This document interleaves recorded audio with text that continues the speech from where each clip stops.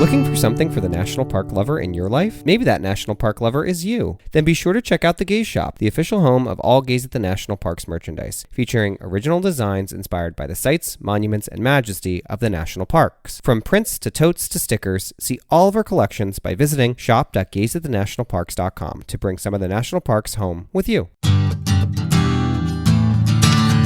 Hello and welcome to Trail Mix by Gaze at the National Parks, the podcast. I'm Dusty. And I'm Mike. If you're joining us for the first time, Trail Mix is the short format episodes of our show. While our long format episodes explore one hiking trail in one national park, one park at a time, Trail Mix allows us to dive deeper into things we didn't get to cover in our long format episodes. That's right. And this Trail Mix episode is all about the science of Badlands. We've spent a considerable amount of time in Badlands this past season, from Badlands National Park to parts of Theodore Roosevelt National Park. So what do you know about the land that is considered to be Badlands? Well, I do know that there's quite a bit of, something I remember is that a lot of it was underwater at one point in time. I remember that. What I do know about Badlands is that they are constantly evolving as far as like with erosion. Like anytime there's wind or anytime there's rain, It's always erosion. the Badlands change.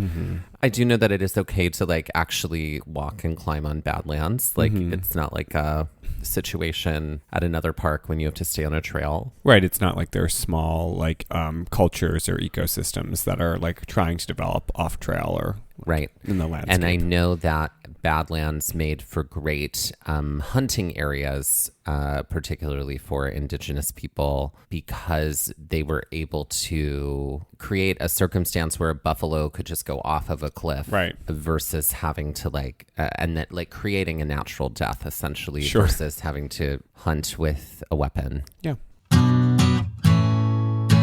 The story of Badlands National Park and much of the Great Plains of the United States starts not as land, but as a giant inland sea that formed and was active during the Cretaceous period. The Cretaceous period spans 79 million years, from about 145 million to 66 million years ago. So the very, very, very, very, very, very, very distant past. Very. As you would imagine, unless in fact you are a creationist, the Earth looked incredibly different back then and did not include human beings, which only appeared about 2 million years ago. Sidebar, did you know that something like 41% of Americans believe that dinosaurs and humans coexisted at the same time? The American education system, everyone, designed to keep people ignorant so the wealthy educated can keep gaming the system. But I digress. Truth and disheartening facts aside, the Great Plains was covered by a giant inland sea known as the Western Interior Seaway, or WIS for short. The seaway basically divided the entirety of what we know as the United States into two separate islands. The land to the east has been dubbed Appalachia, and the land to the west of the WIS was dubbed Laramidia. Welcome to the stage, Laramidia. Laramidia, definitely. Laramidia also sounds sort of like either a medical procedure or a bone in the body. I broke my Laramidia. I broke my Laramidia is my Marilidia. My Marilidia. My Laramidia is throbbing. The WIS formed in the late Cretaceous epoch and stretched into the early Paleocene epoch. The sea itself stretched from the Gulf of Mexico to the Arctic Ocean with a modestly shallow depth of 2,500 feet and a max width of 600 miles. In comparison, the max depth of the Pacific Ocean is about 36,000 feet, whereas its average depth is a much more modest 13,000 feet. So 2,500 feet is a pretty shallow depth in comparison. This ocean was believed to be fairly warm and tropical, and it supported a large variety of prehistoric sea life. The sea, which either totally or partially covered the states of what we now know as Montana, North Dakota, South Dakota, Oklahoma, Texas, and Iowa, among others, was home to bony fish, sharks, birds, mollusks, and mosasaurs, a very large marine reptile, among other creatures. The sea varied and changed over time, including periods that were periodically anoxic, meaning having little to no oxygen, which meant that any dead sea life would sink to the bottom and decay slowly, which meant that these creatures would more likely be preserved as fossils. The sea itself formed due to plate tectonics. Two ancient plates, the Farallon and the Kula specifically, through the process of subduction, slid below the North American plate. This caused a large basin to form, which, through a series of sea level rises in the Cretaceous period, caused the sea to fill. As plate tectonics continued to do their work in this ancient landscape, the sea itself underwent a series of changes and fluctuations until it was eventually cut off from the waters of the Arctic Ocean and Gulf of Mexico and eventually disappeared altogether. This dramatic change shifted the landscape yet again, but not to the Badlands that we know and see today. In fact, after the disappearance of the WIS, the Badlands more resembled a lush subtropical rainforest than it did the arid landscape and grasslands that it does today. After the Paleocene epoch, the period of time which the WIS disappeared, came the Eocene epoch, a period where the land also known as North America was much wetter and humid, resembling subtropical climates of Asia and South America. This period gave way to the Oligocene epoch, in which these landscapes continued to flourish with a lush variety of flora and fauna. About 5 million years ago, in the Miocene epoch, the climate began a gradual cooling. At this time, ice sheets grew, different regions became more arid, and grasslands spread while forests died away. It's about this time that the lush, forested landscape that was active in what is now Badlands National Park began to change. The park and its landscape continued to change and shift over millions of years to the present day, but much of the groundwork for the park and its formations was due to these prehistoric periods and the impact they had on the land itself. Finding great talent doesn't have to be a second job. You can reclaim your time and find top talent fast with Indeed. Indeed is the hiring platform where you can attract, interview, and hire all in one place. Don't spend hours on multiple job sites looking for candidates with the right skills when you can do it all with Indeed. Find top talent fast with Indeed's suite of powerful hiring tools like Indeed Instant Match, assessments, and virtual interviews. Hate waiting? Indeed's US data shows over 80% of Indeed employers find quality candidates whose resume on Indeed matches their job description the moment they sponsor a job. Indeed was instrumental in my last job search, and I can't recommend it enough. Candidates you invite to apply through Instant Match are 3 times more likely to apply to your job than candidates who only see it in search, according to US Indeed data. With Instant Match, as soon as you sponsor a post, you get a short list of quality candidates whose resumes on Indeed match your job description, and you can invite them to apply right away. Indeed does the hard work for you, and with Instant Match, you can start hiring fast. Indeed knows that when you're doing everything for your company, you can't afford to overspend on hiring. Visit Indeed.com/gaze to start hiring now. Just go to Indeed.com/gaze. In the minute we've been talking to you, 16 hires were made on Indeed, according to Indeed data worldwide. Just go to Indeed.com/gaze, and that's GAZE. Terms and conditions apply. Cost per application pricing not available for everyone. Join over 3 million businesses worldwide using Indeed to hire great talent fast. Need to hire? You need Indeed. One of the toughest things about meal planning is figuring out what to make and how to add variety to your menu from week to week. But with Green Chef, variety isn't just the spice of life, it's included in every box. The both of us love Green Chef for its convenience, ease, and diversity of recipes and dietary differences. From vegetarian to keto to gluten-free, Green Chef makes meals for every diet fast and easy. In the past year, I've really been upping my protein intake and tracking my macros to meet some personal goals. Green Chef makes it so easy to stay on track with delicious recipes and well thought out proportions. For me, I tend to eat more vegetarian or vegan, and Green Chef's recipes have a great mix of seasonal organic produce and unique farm fresh ingredients that are a wonderful addition to my diet. Another big win for us is that Green Chef is the only meal kit that is both carbon and plastic offset. They offset 100% of their carbon footprint as well as 100% of the plastic in every box. As two folks who are concerned about the environment, environment that is so important. Looking for ways to bring more flavor to your table and exciting new recipes to spark your love of cooking? Then go to greenchef.com/gaze60 and use code GAZE60 to get 60% off plus free shipping. Again, that's greenchef.com/gaze60 to get 60% off plus free shipping. Green Chef, the #1 meal kit for eating well.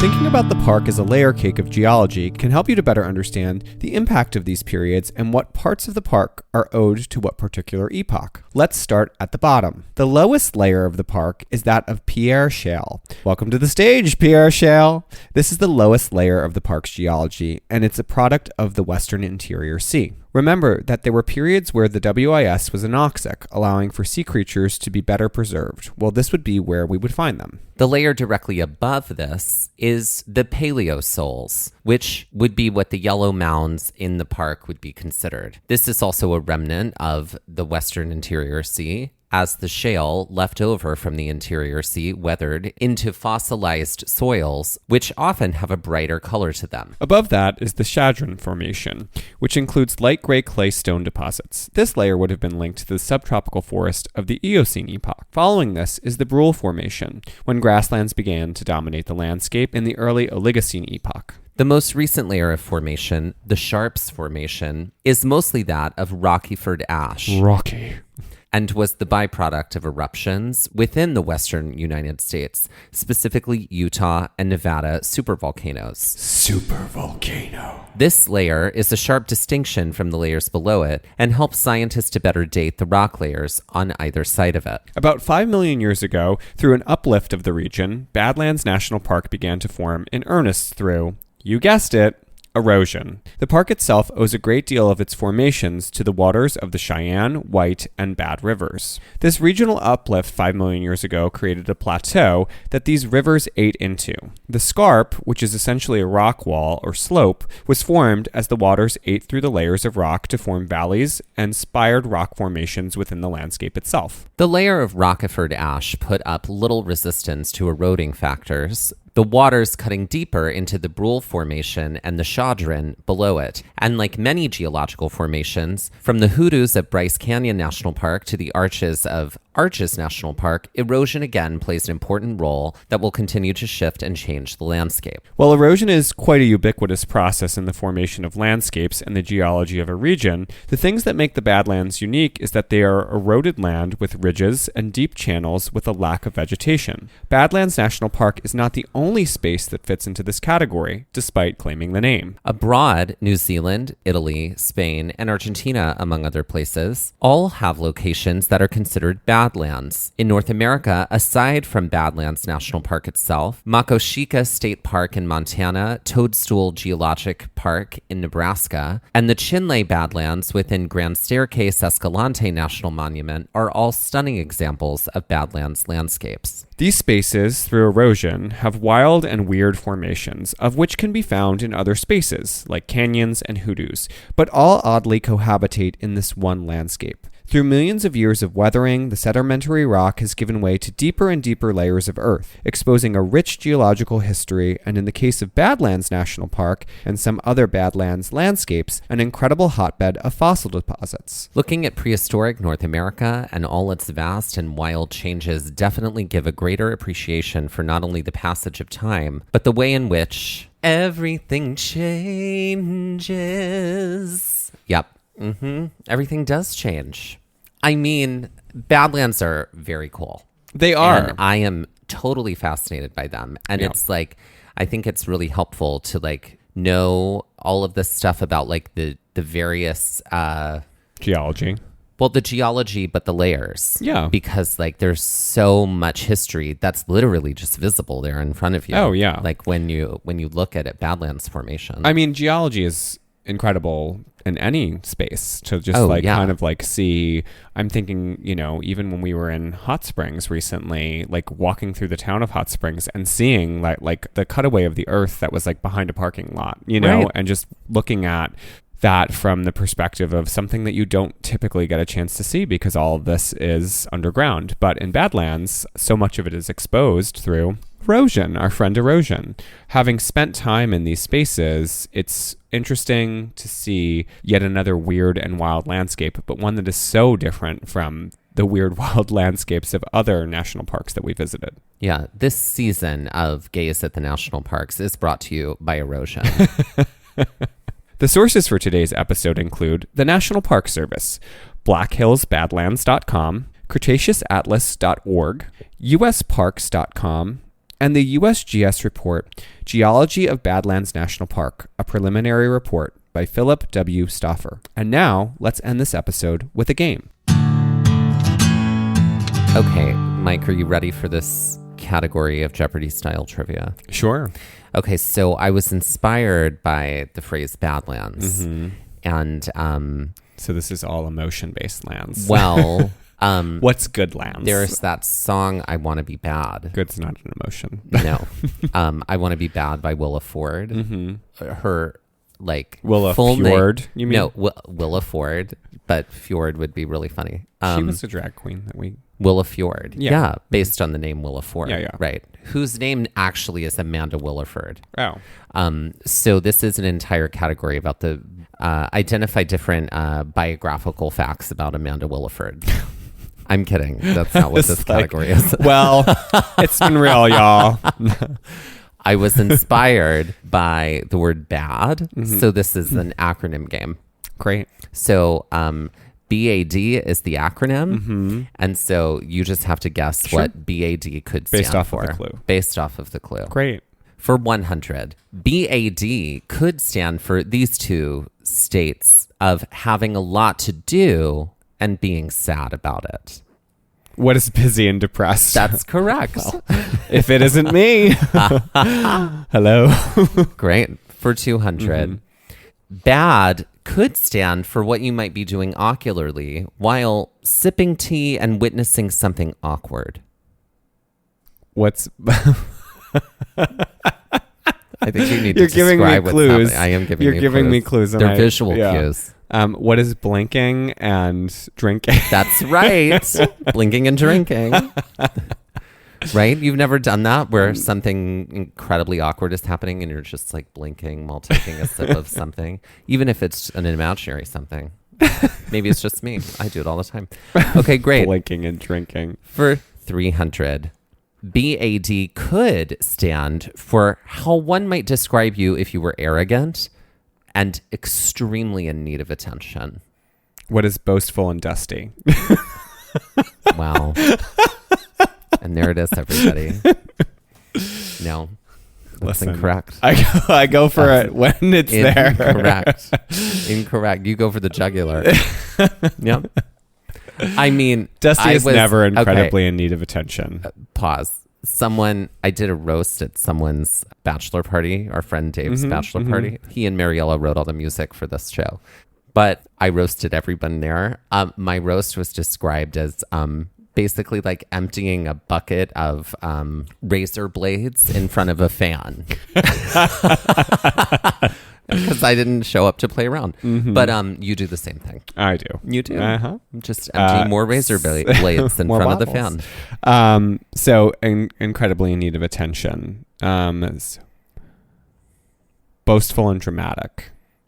I could take that.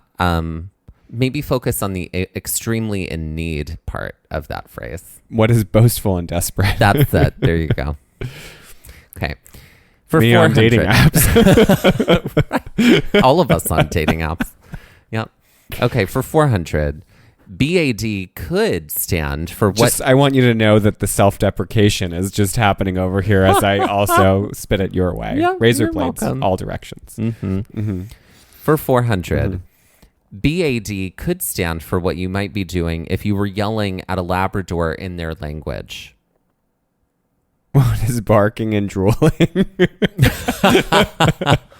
Well, this isn't the A does not stand for and here. Oh. What is barking at dog? There you go. Yeah. There you go. But barking and drooling is great. And for 500, BAD could stand for what you'd have if you only had 2 of the Golden Girls. Oh my God. My brain just like... Oh my gosh. who's B and Mm-hmm. Yeah. Which of the Golden Girls starts with a B? I hope everybody. Oh, B. Arthur. Oh, we're looking for the actual character names. Oh, okay. Who's Blanche and Dorothy? Sorry, I was like looking for an A in my brain, and I don't know why. I was like, "There's no one with an A." Nope. Blanche and Dorothy is correct. Mm-hmm. You and me. That's right. Mm-hmm. At various times, depending on the circumstance, we inhabit one of them. Mm-hmm. On dating apps. Right.